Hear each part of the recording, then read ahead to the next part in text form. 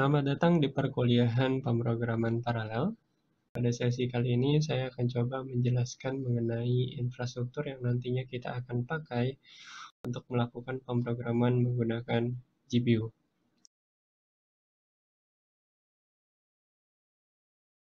Infrastruktur yang akan kita pakai di sini adalah beberapa komputer yang di-manage menggunakan Kubernetes.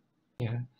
Jadi kita punya beberapa komputer di sini yang sudah saya assign, terdapat 5 buah komputer, di mana 5 komputer tersebut sudah di-manage menggunakan Kubernetes. Jadi ada komputer 1, 2, 3, 4, 5. Jadi ada, kalau kita lihat di sini ada komputer 1, terus ada komputer 2, komputer 3, komputer 4, dan komputer 5. Ya, jadi saat komputer 1 ini sebenarnya dia bisa menjadi head, ya, dan juga bisa menjadi worker. Ya. Yang lain saya sudah assign pada saat instalasinya menjadi worker.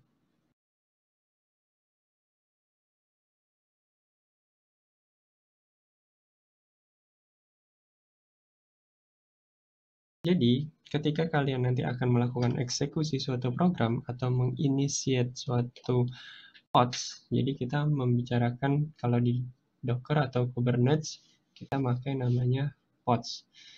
Ketika kita menginitiate suatu pods yang kita pakai itu hanya kita submit ke head ya saja. Kita bisa memilih nanti ketika kita ingin memakai pods kita di GPU 01 misalnya di dia sendiri atau di 02 atau di 03, itu nanti bisa kita assign.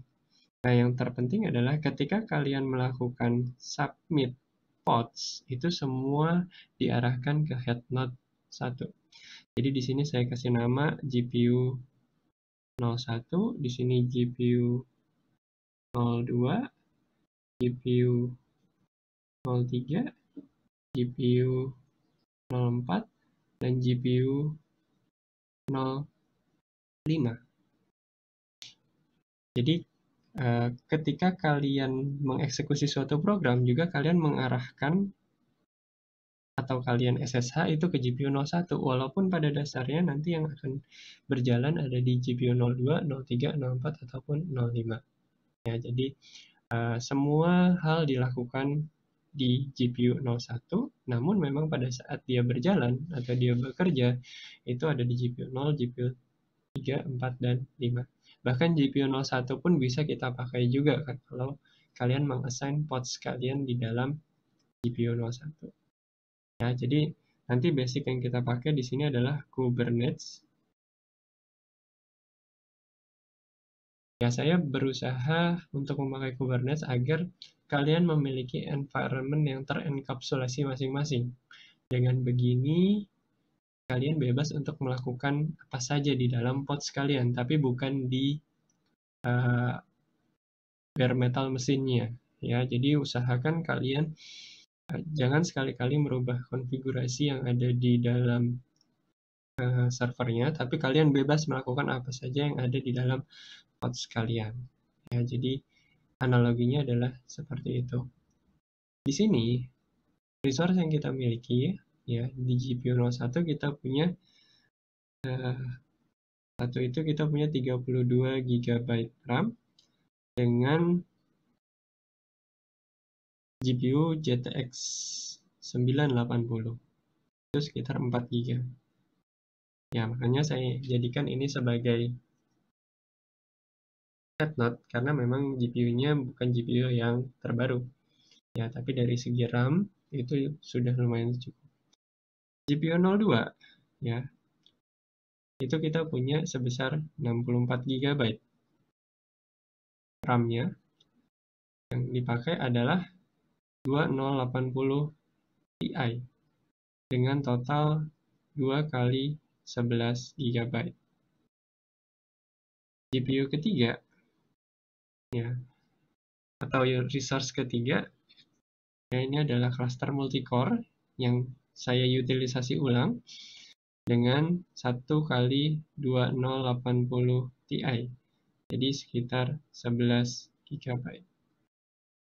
Untuk memori, ini adalah memori GPU-nya ya. Kalau yang ini adalah RAM-nya.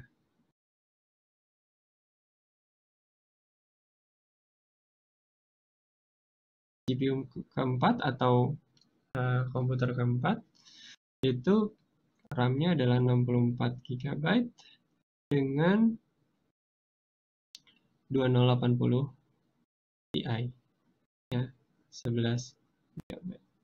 GPU kelima itu ada RAM-nya 64 GB dengan 2 kali GTX 1080 dengan total sekitar 16 GB.